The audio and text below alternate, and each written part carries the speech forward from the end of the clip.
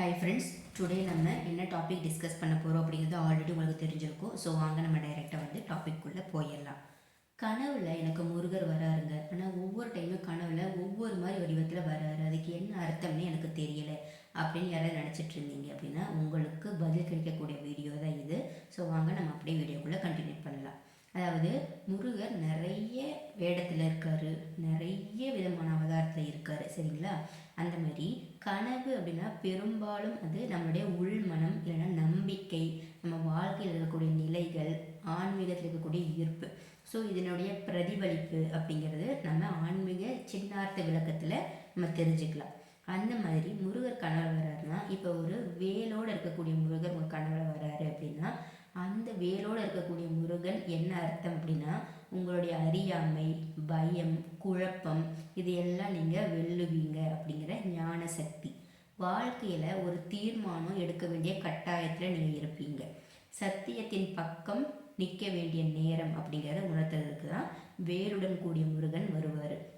இதோடைய உள்மன விளக்கம் அப்படின்னா, உங்களுக்கு தீர்வு தேவைப்படக்கூடிய ஒரு பிரச்சனை உங்கள் மனசில் தீவிரமாக இருக்கும்.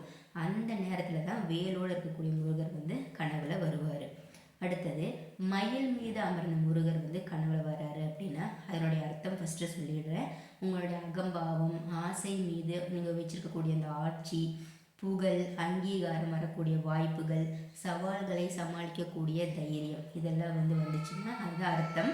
உள்மன விளக்கம் அப்படின்னா நீங்கள் உங்களை நிரூபிக்க தயாராக இருக்கிறீங்க. இந்த ஒரு மைண்ட் செட்டில் இருந்தீங்கன்னா மயில் மீது அமர்ந்த முருகன் வருவார். பாலமுருகன், அதாவது குழந்தை முருகர் வர்றாருன்னா அதுக்கான அர்த்தம் உங்கள் வாழ்க்கையில் ஒரு புதிய தொடக்கம் இல்லைன்னா மன தூய்மை, எளிமை வரப்போகுது. குடும்பம், குழந்தைகள் தொடர்பான நல்வார்த்தை அந்த மாதிரிலாம் இருக்குது. ஸோ உள்மன விளக்கம் என்ன சொல்லுது அப்படின்னா, உங்கள் மனம் பாதுகாப்பாகவும் அன்பையும் பார்த்திங்கன்னா தேடுது அப்படின்னு சொல்லி அர்த்தம். தவக்கோலத்தில், அதாவது சுவாமிமலை முருகர் வர்றாரு அப்படின்னா அதனுடைய அர்த்தம் உள் தேடல், தியானம், ஆன்மீக வளர்ச்சி, அமைதி தேவை அப்படிங்கிறத உணர்த்துது. உங்களுடைய உள்மன விளக்கம் என்ன அப்படின்னா, வெளியுலக ஓட்டத்தில் இருந்து நீங்கள் கொஞ்சம் விலகி இருக்கணும் அப்படிங்கிற உணர்வு அப்படின்னு சொல்கிறாங்க. 6 முகன், அதாவது 6 முகங்கள் கொண்ட முருகன் கனவுல வராரு அப்படின்னா அதனுடைய அர்த்தம் உங்களுடைய அறிவு பார்த்தீங்கன்னா பல திசைகளில் இருக்கும். ஒரே நேரத்தில் பல பொறுப்புகளை சுமந்துக்கிட்டு இருப்பீங்க. அதாவது எல்லாத்துலேயுமே நீங்கள் சமநிலையாக இருக்கணும் அப்படிங்கிறத உணர்த்தும். ஸோ இதனுடைய உள்மன விளக்கம் பார்த்தீங்கன்னா, நீங்கள் பல விஷயங்களை ஒரே நேரத்தில் கையாளுறீங்க அப்படிங்கிற டைமில் உங்களுக்கு இந்த முருகர் கனவுல வருவார்.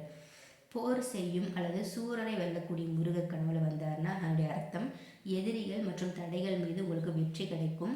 உள்ளார்ந்த பயங்களை நீங்கள் எதிர்கொள்ளக்கூடிய சக்தி உங்களுக்கு கிடைக்கும். இதனுடைய உள்மன விளக்கம் பார்த்தீங்கன்னா, நீங்கள் ஒரு பெரிய சவாலுக்கு மனசெலவில் தயாராகிட்டீங்க அப்படிங்கிறத உணர்த்துறதுக்கு இந்த முருகர் கனவுல வருவார். மௌனமாக ஆசீர்வதிக்கக்கூடிய முருகர் கனவுல வர்றாரு அப்படின்னா இதனுடைய அர்த்தம் பாதுகாப்பு, நீ கவலைப்படாத அப்படிங்கிற மன அமைதியை உணர்த்துவார். இதனுடைய உள்மன விளக்கம் உங்கள் மனம் இப்போதைக்கு ஆறுதலை தேடுது. இந்த மாதிரி கான்செப்டில் இந்த முருகர் உங்களுக்கு கனவுல வருவார். அதாவது முக்கியமான சமநிலை உண்மை அப்படின்னா, கனவுனா தீர்க்க தரிசனம் தான். கடவுள் வரக்கூடிய கனவுகள் தீர்க்க தரிசனம் தான்.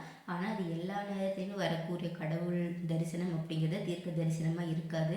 அந்த கனவு வரக்கூடிய சூழ்நிலைகள், அந்த டைமிங் இதையெல்லாம் வச்சு தான் கனவு பலிக்குமா பலிக்காதா, அது என்ன சொல்ல வருது அப்படிங்கிறத நம்ம ஜட்ஜ் பண்ண முடியும். ஸோ கனவு உங்களை நல்ல வழியில் நடத்துச்சு அப்படின்னா அது பயனுள்ள கனவு. அதுவே பயம், அகந்தை, நான் தேர்ந்தெடுக்கப்பட்டவன் இல்லைன்னா தேர்ந்தெடுக்கப்பட்டவள் அப்படிங்கிற எண்ணம் உங்களுக்கு வந்துச்சு அப்படின்னா அதை நிறுத்திட்டு நீங்கள் அமைதியாக அந்த கனவை பற்றி சிந்திக்க ஆரம்பிக்கணும். ஸோ கனவுக்கு பின்னாடி நீங்கள் கனவுக்கு நன்றி சொல்லலாம், அமைதியாக இருக்கலாம், நல்ல செயல் செய்ய ஆரம்பிக்கலாம். வாழ்க்கையில் தர்மத்தையும் பொறுமையும் அறிவையும் கையாளணும். மனம் ஒருவேளை குழம்புச்சு அப்படின்னா தியானம் இல்லைன்னா ஜேர்னல் எழுதுறது, ஸோ நம்பிக்கையானவங்கிட்ட பேசுறது, இந்த மாதிரிலாம் நீங்கள் பண்ணலாம். ஸோ உங்களுக்கு வரக்கூடிய கனவு அது டைமிங்கை பொறுத்து உங்களுக்கு எல்லாமே மாறும். ஓகேங்களா? இப்போ வேல் கையில் வச்சிட்ருக்க முருகர் வந்தால் என்ன அப்படிங்கிற ஒரு பலன் நான் சொன்னேன் பார்த்தீங்களா? அந்த கையில் முருகப்பெருமான் வேல் வச்சிட்ருக்க அந்த வேலினுடைய தன்மையை பொறுத்து உங்களுடைய கனவு மாறுபடும். அதாவது முருகப்பெருமான் கையில் வச்சுருக்கக்கூடிய அந்த வேல் வந்து உயர்த்தி இருந்தால் உங்களுக்கு உடனடி செயல் தேவை அப்படிங்கிறது அர்த்தம் மாறும்.